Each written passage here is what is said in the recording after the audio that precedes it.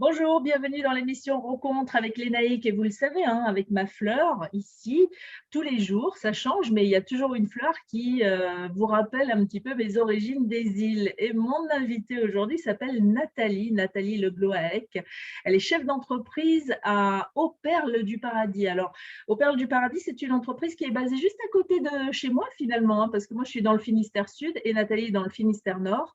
Donc, elle est fondatrice de cette entreprise qui est basée à Brest. Elle est experte depuis 20 ans de toute la filière de la culture des perles de Tahiti. Et d'ailleurs, elle va nous raconter un petit peu son expérience et vous dire pourquoi elle est experte. Bonjour Nathalie. Bonjour Lénaïque, comment vas-tu? Très très bien, merci d'avoir accepté mon invitation. Avec plaisir. Et alors, pourquoi tu es experte, toi qui es toute blanche de Bretagne normalement, on imagine des experts forcément venant des îles, en tout cas si on parle de la perle de Tahiti, la perle de Polynésie. Ben oui, écoute, la vie est rigolote parfois, même si c'est un petit peu tendu en ce moment, mais la vie est étonnante. Et il y a un peu plus de 20 ans, je dis 20 ans depuis 3 ans, donc il y a 23 ans, Bon anniversaire. en 98, j'ai décidé de tout quitter en France et de partir. Je travaillais à Paris, de partir, de prendre un billet d'avion, open sur un an, hein. Le risque était assez mesuré. Je ne connaissais rien ni personne en Polynésie, mais je faisais beaucoup de plongée bouteille les années qui précédaient. J'ai passé tous mes niveaux de plongée pour pouvoir travailler dans un club de plongée. Donc, mon objectif, plus ou moins inconscient, était un jour d'aller vivre en Polynésie parce que je trouvais que c'était trop loin pour aller en vacances. Ah ouais, mais alors toi, tu disais que tu étais à Paris, mais alors tu faisais quoi à Paris? Alors, à Paris, je travaillais dans le trading pétrolier. Oh Tu vois, là, oui, rien à voir avec les îles, les perles, la plongée et tout ça. alors ça s'appelle l'or noir. Et le pétrole s'appelle l'or noir et la perle de culture de Tahiti s'appelle l'or noir. Donc, je dis souvent que le fil conducteur de ma vie, c'est l'or noir. Voilà, la vanille aussi, c'est l'or noir. Donc, peut-être qu'un jour, je vais dévier. Qui Oh, sait? voilà. Et en fait, oui, c'est étonnant et pas si étonnant que ça. Le pétrole et le trading pétrolier, c'est quand même affréter des bateaux. C'était ça mon métier, affréter des bateaux, faire du cabotage de raffineries françaises pour des ports français, approvisionner les stations-service en essence. Ce qui est surtout étonnant, c'est que j'étais une fille, Oui, parce pour les, que j'étais la seule. ouais, c'était un milieu plutôt masculin et ça l'est encore aujourd'hui, hein, d'ailleurs. Bah oui, oui, oui, parce que ça reste sur des a priori que pour comprendre des spécifications du gasoil, il vaut mieux être un garçon qu'une fille. Euh, voilà, ça n'est qu'un a priori, puisque nous sommes tout à fait capables d'apprendre ce que c'est, de gérer des dépôts pétroliers, de parler avec des chauffeurs routiers et de travailler avec des petites, des moyennes et des très grosses entreprises de trading ou de raffinerie. Ou, bon, voilà, donc Ouais. après, juste on apprend un métier. Donc, j'ai réussi grâce à ça à faire une jolie carrière sur Paris.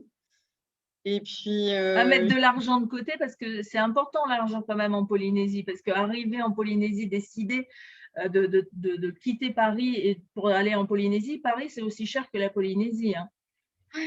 tu as Donc, tout à fait raison. Et c'est vrai que c'était confortable pour moi de travailler aussi dans ce milieu-là parce que bah, j'avais un très, très bon salaire, même si j'ai quitté tout ça parce que aussi, c'était une des raisons. Ça a été la petite goutte d'eau qui a fait déborder le vase.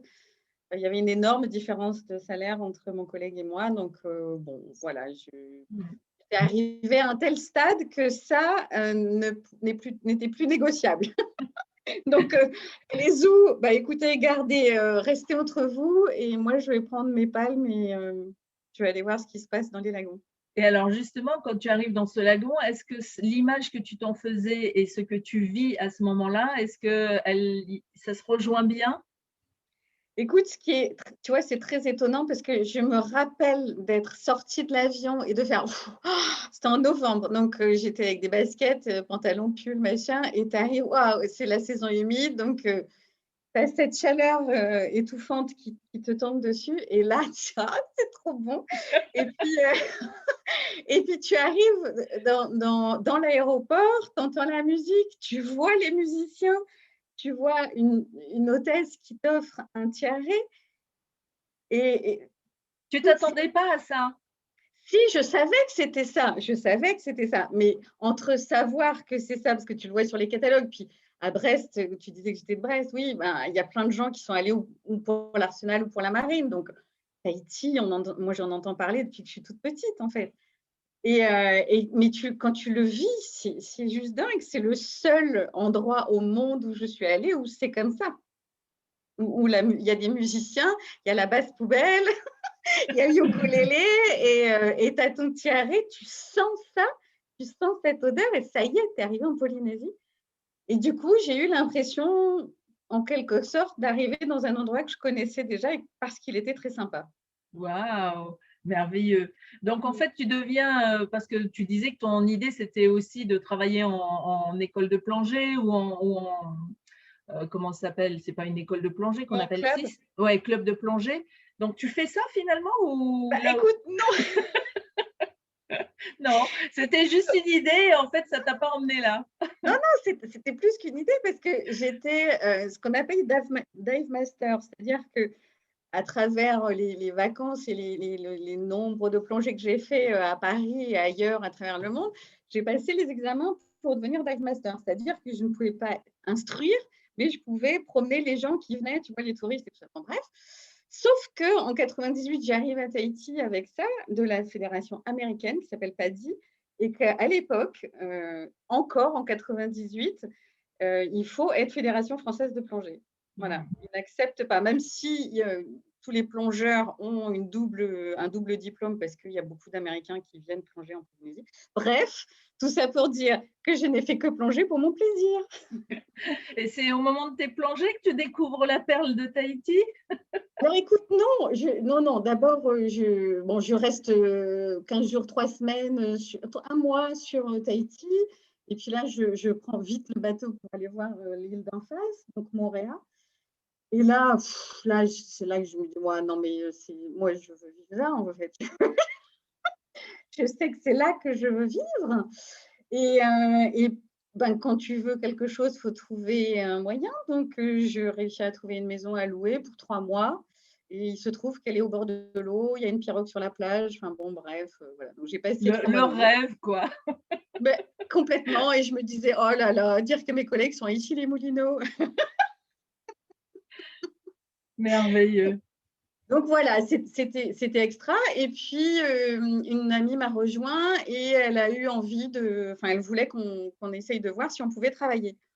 Bon, je ne suis pas contrariante, donc même si j'avais aucune envie de travailler, enfin, j'avais surtout très, très besoin de me reposer puisque j'avais beaucoup donné en 7 ans. Et donc on a cherché, j'ai trouvé chez Tahiti Tour au départ pour accueillir les touristes qui venaient en Polynésie et qui auraient peut-être des problèmes dans un hôtel ou dans un autre. Je connaissais rien du tout, j'étais quand même là depuis 3 mois. Mais tu trouves ce boulot quand même. Mais je trouve ce boulot et puis finalement, je reste 2 mois, mais je prends le bateau, tu sais, matin et soir. Donc, Oui. à Paris, c'est métro, boulot, dodo et à Montréal, c'est bateau, boulot, dodo. Donc voilà. Et puis je rencontre plein de gens parce que tu papotes, tout le monde se parle, boit le café, prend l'apéro le vendredi soir. Enfin bref, c'est très, très convivial, beaucoup plus que le métro. Et je rencontre quelqu'un qui me dit qu'elle connaît quelqu'un qui a une boîte de négoce de métaux précieux et qui cherche quelqu'un pour restructurer la boîte. Donc, bah, je présente mon CV. Est-ce que c'est parce que je venais du pétrole et que l'or, ça se traite sur le marché boursier aussi? Je ne sais pas. Toujours est-il que je suis embauchée. Et c'est là, en fait, dans ce comptoir d'or et d'argent, que je rencontre des perliculteurs qui viennent acheter des apprêts pour monter leurs perles. Mmh. Voilà. Et c'est là que je découvre que la perle n'est pas que noire et n'est pas que ronde. Tu vois? Donc ça m'intrigue quand même cette affaire. Et oui, parce que tu pensais, toi, qu'elles étaient que noires et parfaitement rondes. Mais tu sais, et encore aujourd'hui, hein, en 2021, j'ai des gens qui m'appellent en me disant: «Bonjour, je voudrais une perle de Tahiti». «OK». Non, «Je voudrais une perle noire». Et OK, mais quelle forme, quelle couleur? Ben, rond et noir.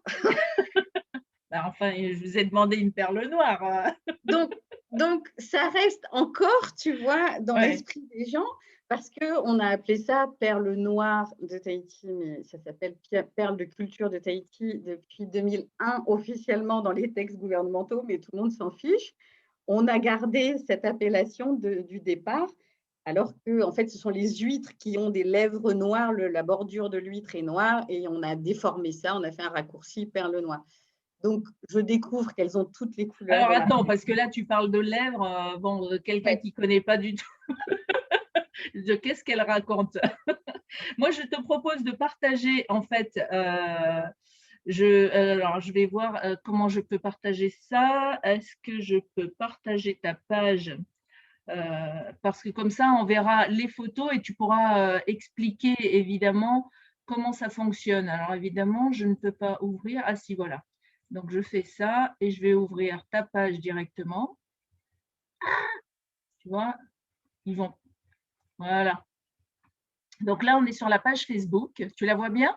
Oui, Et là, on voit bien, notamment sur cette photo, hein, on voit bien que là, il y a plusieurs tailles, plusieurs couleurs. oui. Donc, quand tu parlais de lèvres tout à l'heure, ça n'a rien à voir avec la perle, quoique. Bah, en fait, quand on mange des huîtres, quelles qu'elles soient, enfin là, en l'occurrence, je dis quand on mange des huîtres, on ne mange pas les huîtres de Polynésie, on s'en sert pour les greffer et récolter des perles. Mais on voit quand même sur les bivalves, quand Est-ce que tu tu as manges une huître, des photos là-dessus à ce propos? Je regarde si sur tes photos, tu as des va photos. plutôt sur mon site si tu veux. Ah, ok. Alors, sur le site. Ouais, voilà, sur le site qui est là. Voilà. Et là, je Tu, peux des- aller où? tu descends sur perliculture, tu vas voir, il y a descends, il y a un Ah, onglet, là, ok. voilà, Allez, c'est parti. la perliculture, tu vois, parce que c'est important pour moi, Ah, tu vois, voilà. collectage et Ouais. élevage, voilà, et là on voit.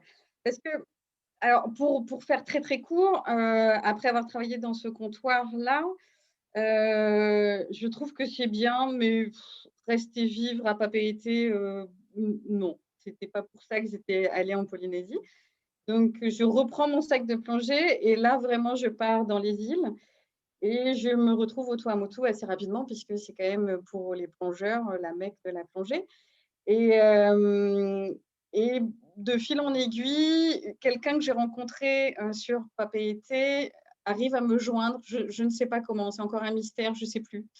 Mais en me disant, il faudrait que tu ailles, enfin, si tu veux bien, je cherche quelqu'un pour aller remplacer notre vendeuse de perles à Manille, au Manille Pearl Beach. Donc, hôtel 5 étoiles, très sympa, avec des magalos pilotis, tout ça, tout ça. Et je lui dis, bah écoute, non, moi, j'ai pas du tout envie de travailler. Donc, mais, Mais mais, oui. mais, mais, elle me dit, écoute, personne ne veut y aller. Quand on vu de France, on se dit, ils sont fous les gens, mais pourquoi ils ne veulent pas aller?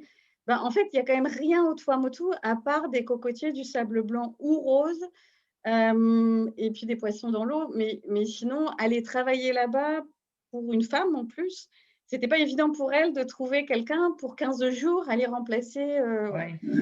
qui parlait anglais en plus, puisque évidemment les Américains sont plutôt là. Et donc, bon, j'ai accepté parce que du coup, le deal, on a fait un deal, puisque mon métier, c'était de faire des deals. Donc, moi, c'est de dire, écoute, j'ai aucune envie de travailler, mais je veux bien te rendre service. Donc, si tu veux, je plonge le matin, puisqu'il y a sûrement un club de plongée dans cet hôtel 5 étoiles. Donc, je plonge dans le club de l'hôtel et l'après-midi, jusqu'à 22 heures, je travaille. Bon, bah, Waouh! tu veux. Et Donc, c'est là, ça. elle te dit oui.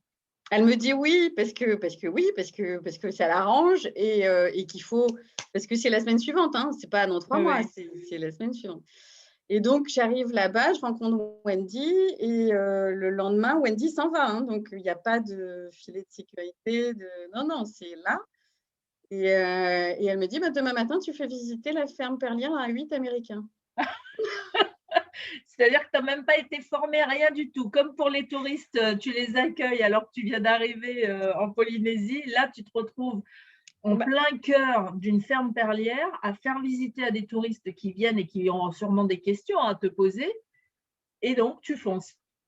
Bah, écoute, j'ai juste pris une feuille et un crayon. Pendant 2 heures, elle m'a fait un brief en anglais tout de suite parce que déjà en français, je connaissais pas les termes techniques, donc autant les apprendre tout de suite en Ouais. anglais et voilà et le lendemain matin, je suis arrivée sur cette ferme où Henri était le chef de ferme, un Pomoutou qui a été mais hyper adorable et on fait semblant de se connaître, hein, bien évidemment. Et il me dit une phrase qui est restée toute ma vie en mémoire et il me dit: «Écoute, ils ne savent pas que tu ne sais pas». Eh oui, c'est vrai. Et oui, donc il me dit: «Bah, raconte ce que Wendy t'a expliqué hier, parce que ce que t'a marqué. Si ça t'a marqué, ça va les marquer et puis moi, je m'occupe de leur montrer les huîtres et comment on greffe et c'est ça qui les intéresse». Quel sage de te dire ça! Ah non, mais extraordinaire, c'était un homme enfin voilà, j'ai eu de la chance de rencontrer bon, tout le monde était un peu sidéré de me voir débarquer là, en fait. Mais alors Et elle, ça fait combien de temps qu'elle est en Polynésie? Elle est déjà là? OK. Bizarre quand même. et donc c'est là que commence ton amour pour la perle? Ouais. Ah bah oui, parce que, si tu veux, là c'est comme dans le film Itinéraire d'un enfant gâté, tu sais? Où, tu dois pas, fai tu dois, voilà, apprendre à ne pas être surpris. Et ben, moi, je dois ne pas être surprise en regardant Henri expliquer comment on greffe une huître et comment elles sont dans l'eau et tout ça. Moi, je suis épatée quand j'arrive la première fois sur cette ferme. Je me dis: «Mais ça existe ce genre de métier? C'est Ouais. génial! Tu es sur l'eau, sous l'eau, tu vis avec des huîtres, il faut que tu t'en occupes extrêmement bien, que tu les greffes avec attention, parce que D'ailleurs là, si on voit tu fais ça sur cette photo, on voit voilà, d'ailleurs, hein. exactement, voilà, l'huître est sur un trépied en face du greffeur, donc on entrouvre l'huître, on met une petite cale, il y a juste 1 centimètre, Mmh. d'ouverture et là, bah, il a là, c'est la récolte.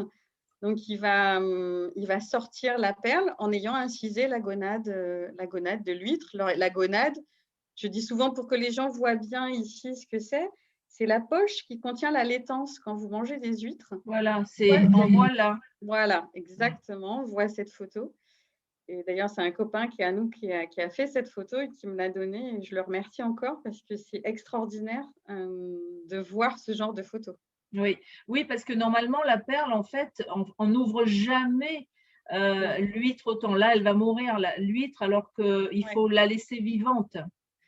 Exactement, tu as tout à fait raison. On ne voit jamais cette photo parce que le greffeur, comme sur la photo précédente, entrouvre un tout petit peu l'huître pour la C'est ça. laisser en vie. Là, on a Là, on voit, coupé il en y a un 2. tout petit espace, Voilà, vraiment juste de quoi laisser passer la perle, quoi. exactement c'est vraiment en face de ses yeux et il va prendre un scalpel, il va inciser la gonade et Mmh. donc là où il y a le doigt, voilà, Là, tu vois, ouais. on incise et avec une autre pince, il va sortir la perle de la poche et si la perle est belle et si l'huître est en forme, on va remettre un nucléus de la taille de la perle qu'on vient de récolter Alors et le c'est nucléus, c'est une toute petite bille qui va faire un petit peu comme dans la nature son office et qui va faire que la perle, va créer la nacre autour de cette petite bille. Donc dans la nature, c'est souvent un grain de sable.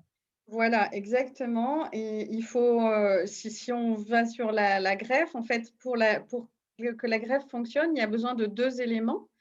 Le nucléus dont tu viens de parler, qui est effectivement une petite boule. Alors tout de suite, je précise qu'elle n'est pas en plastique et heureusement parce que sinon il y aurait encore plus de pollution plastique dans les lagons. Elle est soit constituée à partir de la coquille de l'huître de Tahiti, soit à partir de la coquille d'une moule qui grandit dans le Mississippi aux États-Unis. Mmh. Donc tu vois, ils se sont un peu, décarcassés quand même pour, réfléchir à qu'est-ce qui pourrait être compatible avec l'huître et tout ça, ça n'est pas né en Polynésie, c'est né au Japon, hein. C'est né au Japon dans les années 1920 et c'est, un ingénieur qui s'appelle Mikimoto avec un de ses copains qui s'est dit: «Mais pourquoi des fois on trouve des perles fines, des perles naturelles? Mmh. Quel est le procédé? Comment l'huître peut, créer ça?» Et effectivement, c'est un corps étranger, donc on dit souvent un grain de sable, qui s'est glissé sous, la membrane qui fabrique le coquillage Et l'huître n'ayant pas de petits bras pour expulser ce corps étranger, elle va fabriquer de la nacre autour du nucléus pour isoler le corps étranger pour que si c'était un truc de maladie ou quoi que ce soit, elle l'isole et comme ça, elle se protège en fait. C'est vraiment une réaction de défense et de protection, la fabrication de nacre autour de ce corps étranger. Donc, ils ont étudié ça. Ils l'ont fait et développé pendant très longtemps au Japon. Donc, c'est pour ça qu'on connaît les perles blanches et que nos grands-mères et arrière-grand-mères portaient des perles de culture Akoya, donc du Japon, parce que ce sont les premiers et les plus grands perliculteurs au monde. Et très gentiment, ils sont venus en Polynésie dans les années 50-60 quand les gens se sont dit, mais nous, on a une huître ici qui est connue, très, très connue à travers le monde pour la marqueterie et pour les boutons. On a tous vu des photos de plongeurs avec juste des toutes petites lunettes comme ça. Hein, il n'y avait pas de tuba, rien du tout. Cousteau n'était pas arrivé, n'avait pas inventé tout ça. Et donc, juste des petites lunettes et on voit des plongeurs qui vont de plus en plus profond pour aller chercher les huîtres. Vraiment, au départ, on va chercher l'huître juste pour sa coquille, pour sa nacre. De cette nacre-là qu'on fait donc les boutons et de la marqueterie. Et c'est là que le monde se rend compte qu'il y a toutes les couleurs de l'arc-en-ciel sur cette coquille de nacre. Donc, les Japonais se disent, mais nous, l'intérieur de notre coquille est blanc. C'est de la nacre blanche. Donc, on ne peut pas avoir de perles roses, bleues, vertes. Mais on connaît les huîtres de Tahiti pour leur couleur, pour le gris, mais aussi pour la bande de couleur. Est-ce que ce ne serait pas intéressant d'aller voir un peu ce qui se passe là-bas et en même temps, conjointement avec des ingénieurs polynésiens ou Popa, enfin bref, des ingénieurs qui travaillaient à Tahiti et qui se sont penchés sur la question. Et c'est comme ça que c'est né dans les années 60, réellement. Oui, et d'ailleurs, au début, il n'y avait que des greffeurs ou japonais ou asiatiques parce que le polynésien n'avait pas appris. Donc aujourd'hui, de plus en plus, et je crois qu'il y a quasiment plus de greffeurs étrangers, je crois que chaque ferme perlière a ses propres greffeurs locaux. Enfin, tu vas me dire si c'est le cas ou pas, ou si c'est encore d'actualité. Il y a eu un grand virage au début des années 2000 parce que les greffeurs japonais ont tout appris aux Polynésiens. Et ils étaient payés extrêmement cher, ils étaient un peu capricieux pour certains. Donc, aucune ferme n'était vraiment indépendante, mais complètement dépendante des greffeurs japonais et de leur bon vouloir. Donc, c'est quand même, et tu n'es pas sans savoir, bien évidemment, que les Polynésiens sont extrêmement doués de leurs mains. Entre le tatouage et la sculpture, ça n'était plus à démontrer. Donc, ils se sont dit, mais pourquoi on n'apprendrait pas en fait à greffer? Parce qu'à force de les regarder, voilà. Donc, une école de greffe a été créée à Rangiroa. Et effectivement, pour qu'en plus, ce n'est pas la moindre des solutions, c'est que les jeunes puissent rester sur leurs atolls. Ben oui, ça leur apportait du travail. Exactement, tu vois, parce qu'à part le copra, il n'y a pas grand-chose au Tuamotu. Donc, à part la pêche un peu, oui. Oui, c'est ça, un peu la pêche et un peu de tourisme à Rangui ou Tikao, bon, bref, Mani aussi, mais sinon, sur les autres atolls, rien du tout. Et puis, surtout, les conditions, les atolls sont des écrins parfaits pour recevoir la perliculture. Parce que pas très grand, donc il y a quand même pas très haut, donc l'eau de l'océan peut venir alimenter l'eau du lagon 2 fois par jour. Il y a un petit marnage. Alors, ça nous fait rigoler pour nous qui sommes en Bretagne, parce que le marnage des Tuamotu, c'est 15 à 30 cm. Bon, mais ce n'est pas grave, ça suffit pour apporter des nutriments et apporter l'oxygénation dont le lagon a besoin. Les profondeurs, c'est 35, 40, 45 mètres, donc c'est parfait. Parce que quand tu dois jeter un corps mort au fond du lagon pour accrocher tes lignes, il vaut mieux que ce ne soit pas 350 mètres parce que c'est plus compliqué. Oui. Donc voilà, c'est parfait en fait. Ce sont vraiment des berceaux parfaits pour créer des très bonnes conditions pour élever des huîtres. Donc toutes les conditions sont réunies pour lancer et développer la perliculture en Polynésie. Donc en fait, tes 3 semaines de où tu devais remplacer cette jeune femme qui t'a à la volée donné quelques clés et puis qui t'a laissé. En fait, ça a été une immersion totale et complète dans la culture des perles. Tu restes combien de temps? Je pense que tu restes pas finalement que ces 3 semaines-là. Bah, en fait, au bout enfin, le lendemain de mon arrivée, un jeune homme arrive dans la boutique et me dit: «Ah, c'est toi, machin, alors j'ai entendu dire que tu arrivais de» bon bref, hein, radio cocotier avait super bien marché, pourtant à 600 kilomètres de Tahiti. Mais bref, il me dit: «Bah, qu'est-ce que tu fais le week-end prochain?» J'en sais rien parce que je viens d'arriver, donc je sais même pas si j'ai un week-end, bah, je sais pas. Il me dit: «Écoute, moi j'ai des lignes d'élevage, au secteur, donc à l'autre bout de l'atoll et si tu veux, je t'y amène pour te montrer, voilà». Mais moi on me dit ça, mais évidemment je prends mon maillot, mon masque et hop. Donc grâce à lui, grâce à Philippe, je pars chez Thierry, un autre gars qui a donc une ferme perlière au secteur. Et là, bah, je découvre le secteur, je découvre ce que ça veut dire. Il y a rien de rien parce que moi j'étais au Pearl Beach, c'est en face du village, donc il y a encore des gens, bah, tu vois? Au secteur, il y a rien, Ouais, il y a ça, on va dire, ça, l'hôtel crée un petit village autour et puis oui, après tout autour, bah, c'est du sauvage, quoi. exactement. Donc voilà, je m'entends bien avec eux et je dis à Thierry, le propriétaire de la ferme, je dis: «Écoute, encore une fois, j'ai un deal à te proposer. Je vais repartir à Tahiti parce que je n'avais pas prévu de rester si longtemps, mais si tu veux, je passe chez Carrefour, je vais faire un gros, gros plein de nourriture parce qu'on mange du poisson et du riz, hein, quand même essentiellement, enfin, c'est la nourriture de base d'Otuamutu. Donc on aime bien varier. C'est un Mmh. peu la fête, en fait, quand il y a autre chose et autre chose que du cornet de bif, hein, du guacamole. C'est bien, mais et voilà, donc on tombe d'accord, je dis: «Moi, j'ai vraiment envie d'apprendre ce métier». Donc je suis retournée un mois chez lui et vraiment, j'ai fait la petite main et j'ai appris, j'ai regardé, j'ai posé des questions et donc bah, c'est vraiment je me demandais même pas comment j'allais faire après pour travailler sur une ferme parce que c'est venu à moi comme ça, en fait. Naturellement, bah oui. Tu aurais voulu le faire exprès, ça aurait été peut-être plus compliqué, mais là, on est quelque part venu te chercher et c'était un bah, tu as juste surfé sur la vague, quoi. Bah oui, parce qu'après ce mois-là, donc ça faisait 2 mois à Manille et je rentre sur Montréal et là, je rencontre un garçon bah, dont je tombe amoureuse et qui me dit assez rapidement: «Écoute, tu vas pas être contente, mais en fait, on a un petit motu, sur Aé, c'est un atoll, c'est un peu, voilà, c'est à 500 kilomètres de Tahiti, tu vois? C'est au milieu du Pacifique, il y a rien et puis, on a une concession maritime, on l'a jamais exploitée et j'ai vraiment envie d'aller monter une ferme perlière, tu vas pas aimer».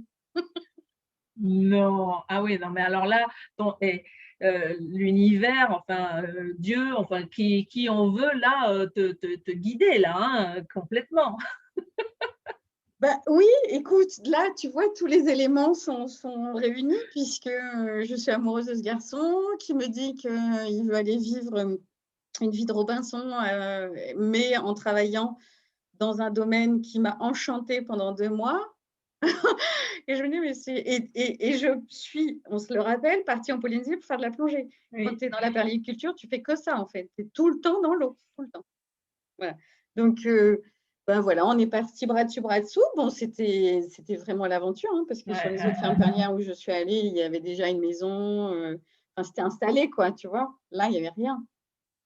Donc il y c'est avait tout à construire. ouais, exactement. Mmh. C'était Quelle fabuleux. aventure, ouais. Donc ça, Oui, oui. ça dure combien de temps? Ben, en plus de la ferme perlière donc qu'on monte tous les 2, moi j'étais un peu allée au service de la mer quand même à Papeete pour prendre des rendez-vous, des informations techniques, tu vois? Ce Mmh. qui faisait halluciner les ingénieurs que j'ai vus en me disant: «Comment ça tu pars monter une ferme perlière? Mais tu es qui toi pour monter une ferme?» Bon bref, donc j'ai appris la théorie, puis après il y a la pratique. Donc c'est bien, on a pu échanger et j'ai de la chance encore aujourd'hui d'habiter à côté d'Ifremer. Je suis à 10 kilomètres du siège social maintenant d'Ifremer et je suis toutes les publications qu'ils font sur la permaculture, évidemment, puisqu'Ifremer continue à travailler en Polynésie là-dessus. Donc, il démontre scientifiquement ce qu'on connaît depuis déjà au moins 20 ans. Ouais. Et c'est parfait, en fait. C'est extra et c'est un plaisir de voir ça. Et donc, Et, en plus de monter la ferme, de construire à terre ce qu'il faut pour se protéger du soleil et de la pluie, ben, je tombe enceinte. Donc, ma petite perle à moi va naître en septembre 2001. Et voilà, et ça a été une grossesse ben, juste merveilleuse, tu t'en doutes, parce que j'ai eu mal nulle part, j'étais dans l'eau toutes les journées. Donc, mon bébé était en apesanteur et moi aussi. Voilà, donc non, non, c'était extra. Et puis de toute façon, enfin, moi, j'ai vécu ça comme une aventure, puisque quand tu es une fille des îles, tu vas au dispensaire des Tuamotu à Papeete quand tu es enceinte. Et puis, tu y vas deux fois avant le 7e mois. Donc, on te paye le billet d'avion pour aller faire une échographie, tout ça, tout ça. Donc, bah, au lieu de rester une journée, tu restes 15 jours parce que tu as besoin de voir tes copines et d'aller manger autre chose que du poisson et du riz. Donc, enfin bref, tu fais le plein de nourriture, tu amènes ça sur le bateau, sur la goélette pour que quand tu rentres, tu aies du chocolat sur ta… oui, en Donc, fait, c'est un peu koh là, pour beaucoup. Ils découvrent la Polynésie via koh. C'était un peu ce que tu vivais, toi, en arrivant sur un lieu où il n'y avait rien, en fait, où il a fallu tout construire. ben, sans Denis Brognard, ouais. Oui, oui. Maintenant, tu avais ton chéri, c'était encore mieux. Mais ouais, c'est ça. Non, c'est vrai il fallait se débrouiller. Il Ouais. fallait se débrouiller, vivre avec les éléments. Et voilà, il faut être adaptable hein, quand on va sur ce genre d'endroit parce que ben, il y a rien de ce que tu connais. Voilà. Ben, il faut apprendre. Bon, et alors pourquoi tu es revenu en métropole? Eh bien, écoute, Je fais un raccourci là, hein, mais ça c'est je, pas. je, je suis revenue parce que en 2000, quand on a commencé la ferme perlière, je disais à mes copains du village qu'un jour, je vendrais des perles sur Internet. Bon, on n'avait pas le téléphone, hein, donc il n'y avait pas d'électricité. Donc, si tu veux Internet au Tuamotu en 2000, tout le monde disait oui, oui, d'accord. Bon, sans doute, je sais pas si elle veut, si ça a l'air de lui faire plaisir. Et voilà, c'était vraiment l'idée que j'avais il y a 20 ans. Et j'avais commencé un blog en 2005 quand j'étais sur Montréal, parce qu'après les Tuamotu, je suis revenue habiter sur Montréal. Et j'ai vu que le blog marchait déjà très bien.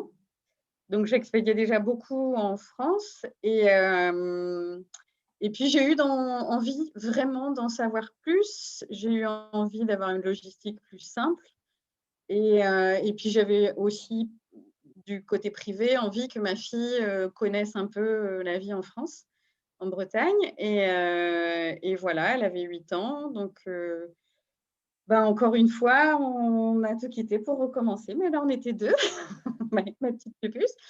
Et puis voilà, puis je suis revenue sur mes terres natales, hein, euh, en me formant à l'internet et à qu'est-ce que ça veut dire cette affaire, en n'ayant pas du tout l'optique de créer moi-même un site internet, mais par contre de pouvoir savoir faire un cahier des charges et savoir comprendre en fait ce monde informatique pour faire quelque chose qui me plaisait. Oui, parce Et que ce qui est naturel aujourd'hui, c'est vrai que dans le début des années 2000, aujourd'hui, on a l'impression qu'on a toujours vécu avec, alors qu'en fait, pas du tout. au début, il 3D Secure, et on me dit qu'est-ce que c'est que ce truc? Comment ça, on reçoit un code sur son téléphone, mais j'ai pas de téléphone. Ah oui, bon, bah alors ça va être.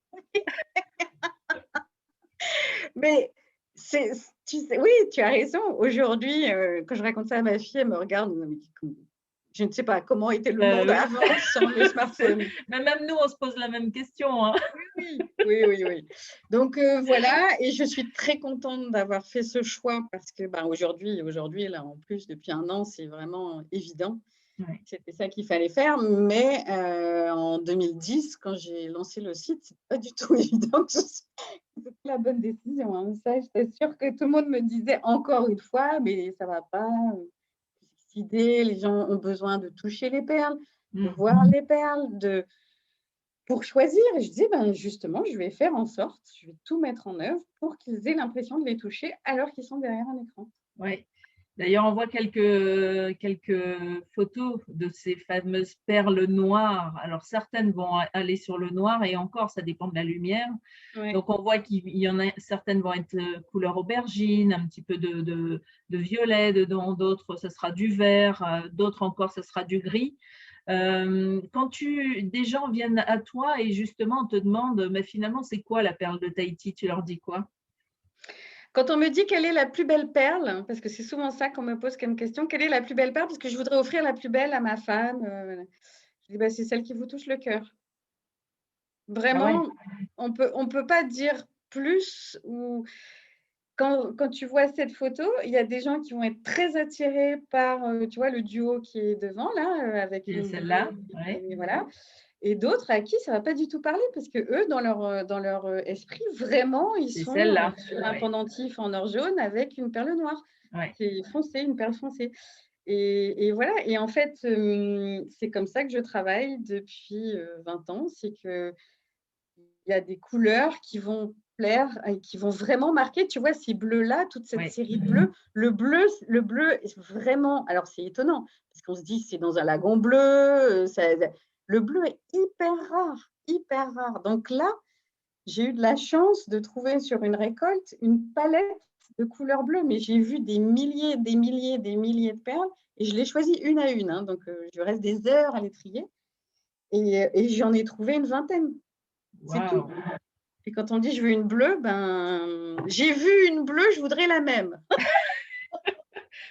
Et qui dit rareté dit un peu plus cher. Donc, par exemple, Eh oui. pour les tarifs vont de combien à combien? Parce que c'est comme pour la vanille. D'ailleurs, il faudrait que je fasse un jour une émission avec quelqu'un qui pourrait expliquer tout le processus et expliquer aussi pourquoi la vanille de Tahiti, ou en tout cas celle qu'on dit des îles de Polynésie, sont aussi chères. Donc là, par exemple, pour la perle de Polynésie, on va parler de la bleue, puisqu'on est devant la bleue. En termes de tarifs, ça va de combien à combien?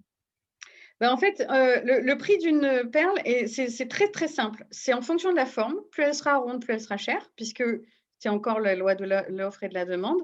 Les gens pensent que les perles sont rondes, donc ils veulent des rondes et on a 5 de rondes sur une récolte. Donc tu vois, c'est très, très peu. Donc les rondes seront de toute façon les plus chères. Après, tu as la taille. Entre les plus petites font 7,6 et après on peut aller jusqu'à rarement, mais 14, 15, 16, c'est très rare, mais c'est de la surgreffe dont je parlais tout à l'heure. Et ensuite, dernier critère, la qualité de la surface. Si tu as un très beau lustre, qu'on se voit dedans, souvent on me voit en train de prendre la photo dans les perles en fait. Et c'est des perles qui sont lustrées. Pourquoi elles sont lustrées? Elles sont restées très longtemps dans le lagon, ça reste 2 ans, il faut 4 ans. Hein, le cycle total pour avoir une perle, c'est 4 ans. Donc elles sont restées 2 ans dans l'huître après la greffe et elles ont une bonne épaisseur de nacre autour du nucléus, c'est-à-dire qu'on se voit dedans. Mais sur ce lustre, des fois, il y a des imperfections, il y a des traits, il y a des machins. Pour Ou qui des pourquoi? points? Exactement. On ne sait pas pourquoi il y a ça. Si on savait, il n'y en aurait plus depuis longtemps.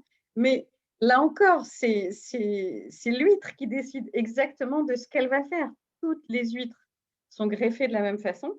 On y insère le nucléus et le greffon dans la gonade et pourtant, on n'a pas de perles qui se ressemblent à la récolte. Donc, Ouais. c'est le mystère de la nature après. La couleur va venir du greffon. Bon, je pourrais revenir là-dessus.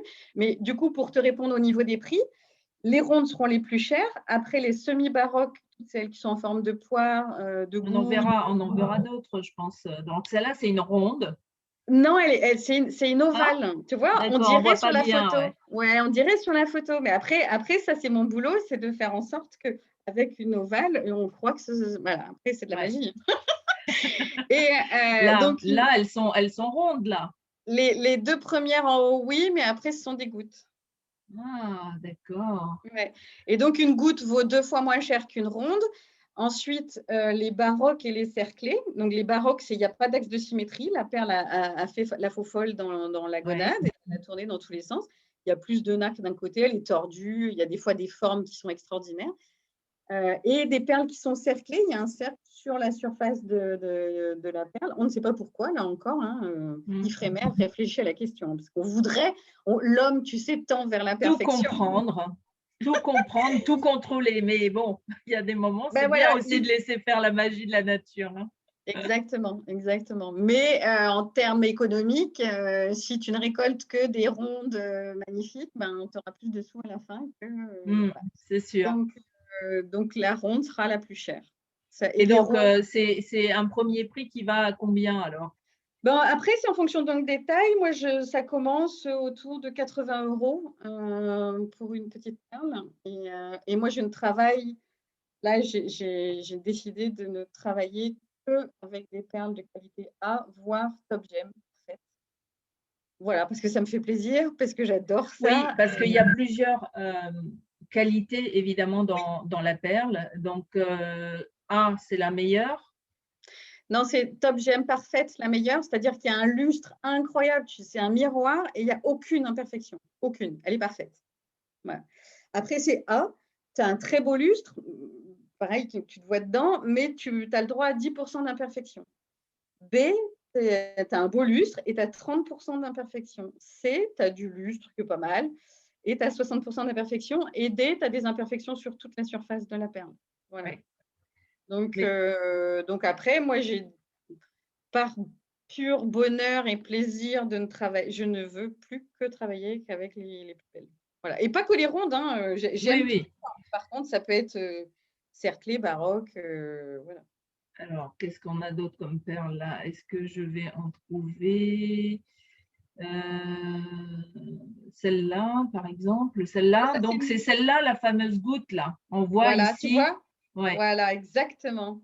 Et alors, elle est parfaite. Eh ben, c'est dingue, tu te rends compte d'un truc rond, l'huître a fait quelque chose d'extrêmement parfait avec un lustre fou et elle est multicolore, c'est-à-dire que le haut de la perle est rose, après tu descends sur du vert et en bas tu as du bleu. Mais nous-mêmes, en créant des programmes industriels, machin, on ne serait pas capable de faire un truc pareil. Et Ouais. elle est unique. Et elle est Oui, unique. C'est la seule. c'est très compliqué d'ailleurs, j'avais appris ça, c'est que quand on veut faire des boucles d'oreilles, c'est très très Ouais. compliqué.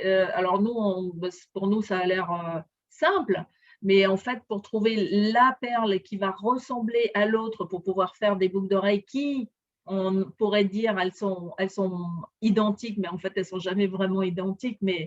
mais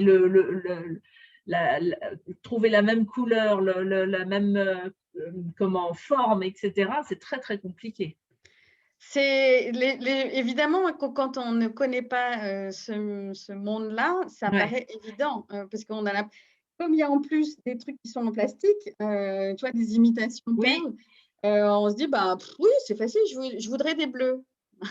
Déjà trouver une bleue, c'est difficile. Alors, trouver Tiens là, deux tout à bleus, l'heure, tu parlais de cercle. Voilà un peu voilà, une perle avec un cercle.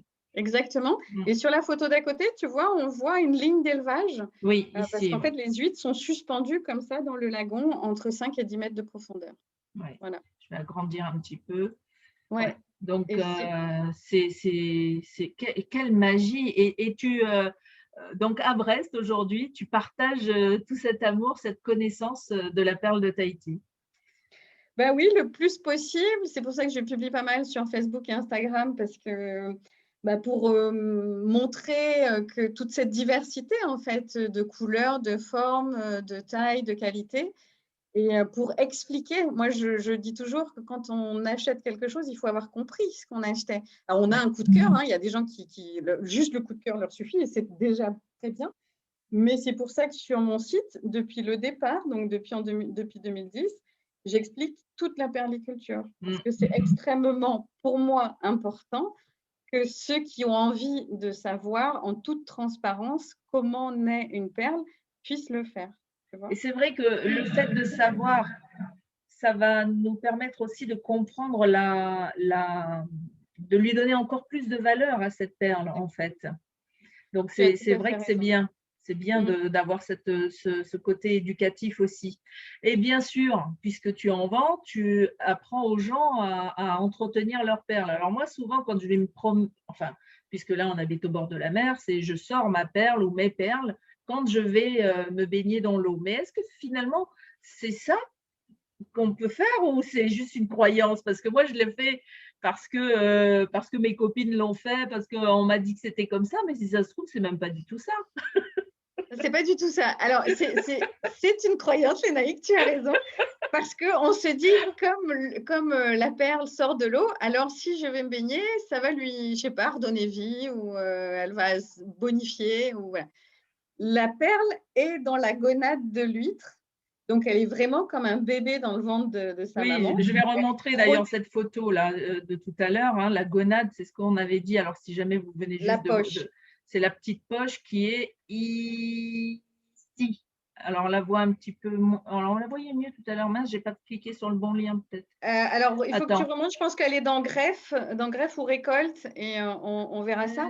Mais donc, tout ça pour te dire que, non, en fait, d'aller se baigner avec, la seule chose qui peut arriver, c'est de les perdre. Donc, il vaut mieux pas, en fait.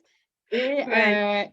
et on n'a jamais lustré quoi que ce soit avec de l'eau de mer. Voilà, Hein. la fameuse Voilà. gonade. Elle est protégée, tu vois. Ouais.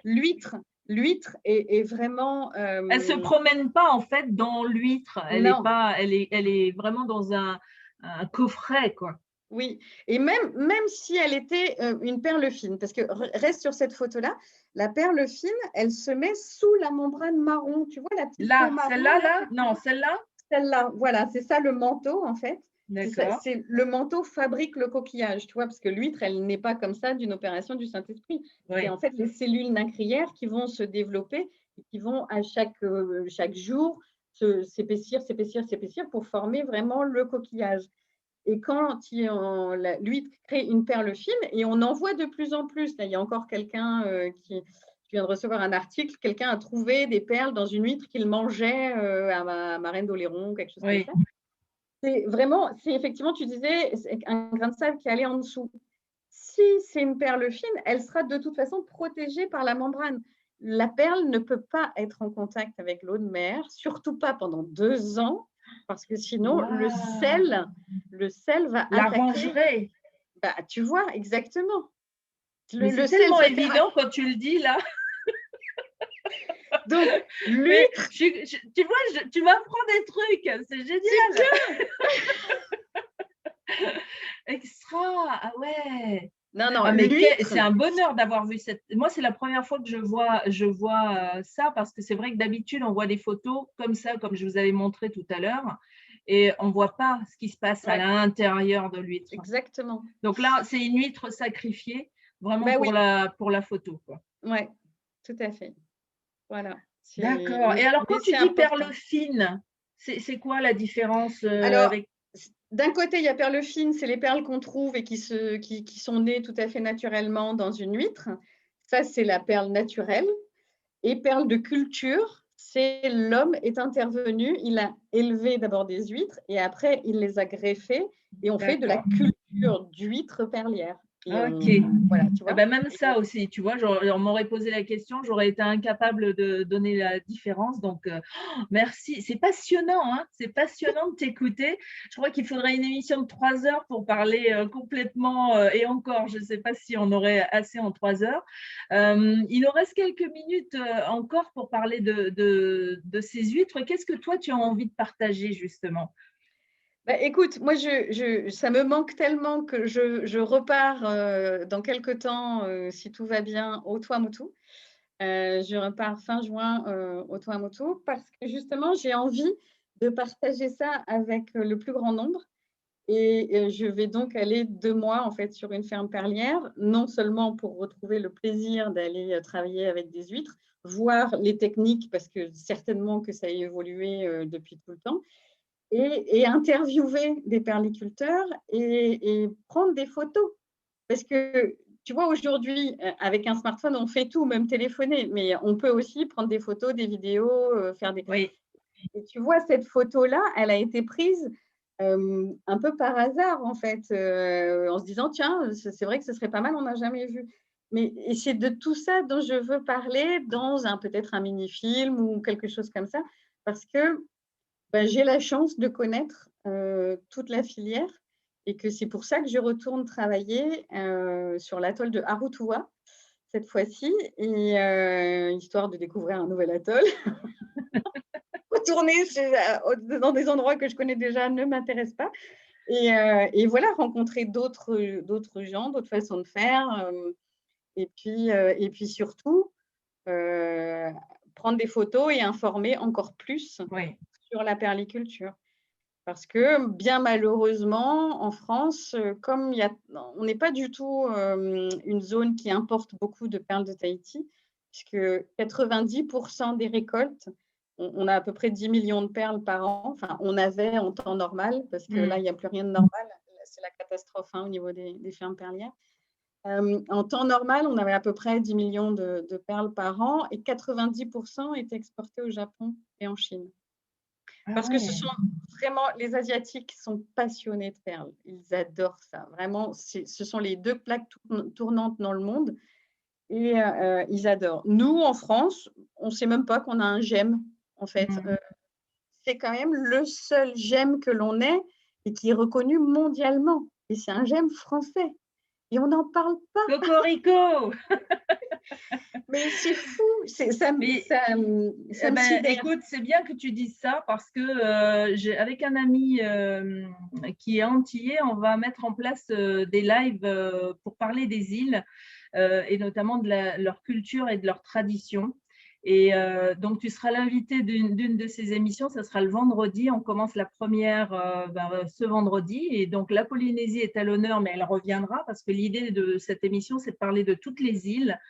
Pas que francophones, mais vraiment toutes les îles du monde.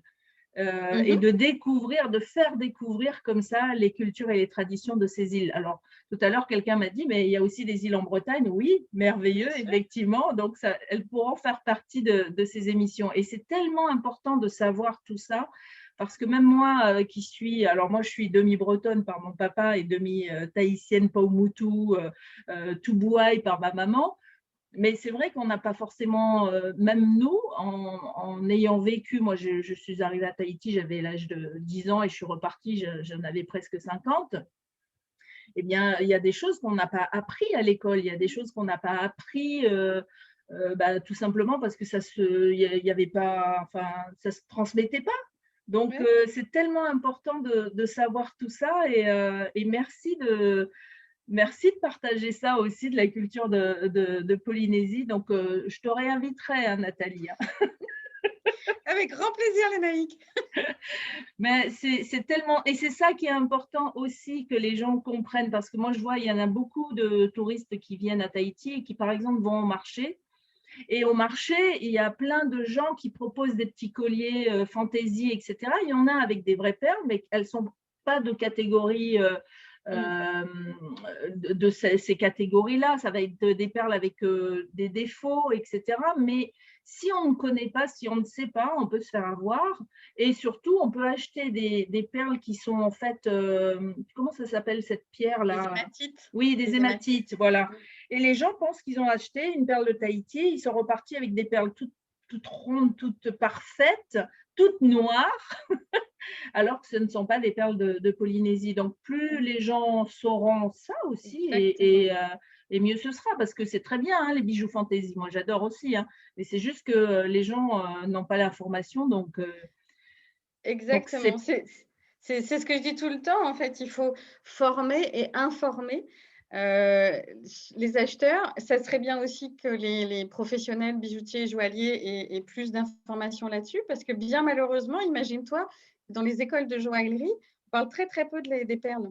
Et on parle beaucoup de pierres, donc de gémologie, mais bon, la perle fait partie de la gémologie d'une façon générale. Mais tout ce que je viens de t'expliquer, j'ai eu l'occasion de l'expliquer à des gens qui enseignent dans ces écoles-là et qui me disent, c'est dingue, on n'a jamais entendu parler en fait. Ah ouais, c'est Fou. grave.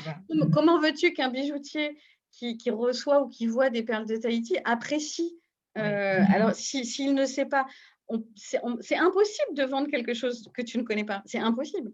Donc, moi, voilà, j'aime bien expliquer, parce que plus on explique, plus les gens connaissent, plus on va tous et toutes avoir envie de porter des perles. Voilà, c'est unique, comme nous. Donc, c'est fantastique. Personne d'autre n'aura un bijou comme le tien. Tu vois. Donc, Ouais, c'est génial. ouais. Ah, Bon, eh ben, j'ai envie de dire, on serait resté encore 1 heure ou 2 avec, Nathalie, mais voilà, l'émission se termine. Je réinviterai avec grand plaisir Nathalie, surtout si vous aussi vous avez, été passionnée par l'histoire de la perle, par son histoire aussi, hein, qui est quand même très atypique. Est-ce qu'on a oublié de dire quelque chose? Alors bien sûr, là, je vous ai montré, la page et le site. Je mettrai toutes ces informations sous la vidéo pour que vous puissiez retrouver les informations. Mais toi, est-ce que tu as envie un dernier mot? Écoute, j'ai décidé l'année dernière de faire partie d'un collectif qui s'appelle 1% pour la planète. Juste un tout petit mot là-dessus. Ah oui, avec En plaisir. tant qu'entrepreneur et je suis dans le réseau Entreprendre au féminin Bretagne aussi. Donc, tous ces réseaux, toutes ces associations ont vraiment une grande place pour agir dans ce monde. Et ça fait 20 ans que je suis entrepreneur, mais je suis aussi très, très, très, très attentive à la planète et à l'environnement. Donc, j'invite tout le monde, en fait, parce que chacun peut faire, hein, c'est le colibri, chacun fait à son niveau. Et moi, j'ai décidé de faire partie de ce collectif, c'est-à-dire que je reverse 1% du chiffre d'affaires réalisé par an à des associations. Et aujourd'hui, je reverse à Respect Ocean, qui a été créé par Rafaela Legouvello, encore une Bretonne. Et je Il faudrait reverse. que tu me la présentes. Oui, oui, oui. Et je reverse aussi à Te Manao Te Moana, puisque évidemment, c'est une association qui protège et qui soigne les tortues à Montréal et qui va aussi dans les écoles et qui sensibilise les enfants, notamment à la protection de la nature. Donc, c'est extrêmement important voilà, de faire juste ce lien entre la perle. Oui, je suis chef d'entreprise, oui, mais aussi, on est tous là pour protéger la planète. Et c'est aussi pour ça que je repars en Polynésie 3 mois, pour voir un peu si je peux apporter quelque chose et faire le lien entre les boîtes qui sont ici et qui ont développé plein de bonnes idées pour protéger, récupérer les plastiques, mais aussi faire en sorte qu'on ne jette plus le plastique Oui. dans les océans. Et parce que la perliculture va probablement en mourir. Donc, je suis triste d'imaginer ça, mais je pense que dans 50 ans, on n'aura plus jamais, on n'aura pas les mêmes perles qu'aujourd'hui. Voilà, parce que le réchauffement climatique, parce que la pollution plastique, parce que les pluies acides, parce qu'il y a plein de choses qui embêtent les huîtres. Une huître, elle est comme nous, elle est stressée rapidement, donc il faut la chouchouter. Oui, parce qu'on ne l'a pas dit, mais c'est vrai que par exemple sur une culture, on peut perdre certaines années en fonction d'un cyclone, de conditions météo. Et d'ailleurs, pour cette ferme, ça peut être très catastrophique parce que c'est une rentrée d'argent qui, du coup, ne rentre pas. Donc, il faut repartir sur un autre cycle. C'est très compliqué, hein. Absolument. Et puis là, vraiment, je t'assure, au niveau du développement des huîtres, au niveau de la reproduction, au niveau de la survie des huîtres, on est très mal dans certains endroits. Il y a des atolls qui ont fermé, hein, mais c'est plus possible de faire de la permaculture. Donc, il est plus que temps de s'y mettre. Mais ça fait 20 ans que j'en ai parlé au gouvernement polynésien. Bon, il faut tout simplement les poubelles. Tu vois, quand tu habites au Tuamotu, il n'y a pas de ramassage de déchets. Où est-ce que tu mets tes déchets? Tu les jettes dans l'océan. Voilà, c'est la faute à personne, c'est la faute à un système, comme on dit, mais le système, c'est nous. Donc, si on relève les manches et qu'on a tous envie d'y aller sans juger, sans dire c'était pas bien, machin, on s'en fout. C'est fait, c'est Oui, fait. voilà, c'est Il aujourd'hui, qu'est-ce qu'on faut peut faire? C'est ça. exactement, voilà, trouver des solutions ensemble pour améliorer et faire en sorte, moi, je souhaite avoir des petits-enfants et qu'ils aillent voir les lagons et se régaler de regarder les petits chirurgiens, les demoiselles, les balistes, enfin voilà, tu vois, et que ça reste comme ça, qu'on protège vraiment, c'est pas un vain mot, et tout le monde peut s'y mettre. Voilà, j'avais envie de finir là-dessus. Merci, merci Nathalie, et j'ai hâte de voir tes photos-reportages ou ton documentaire qui va sortir suite à ton prochain voyage. Et en tout cas, si vous avez envie d'en savoir plus, ne serait-ce que sur les perles ou sur Nathalie ou sur son business, eh bien, rappelez-vous, sous cette vidéo, vous aurez tout. Merci encore une fois Nathalie, à bientôt. Merci, Nana. prenez soin de vous, à bientôt.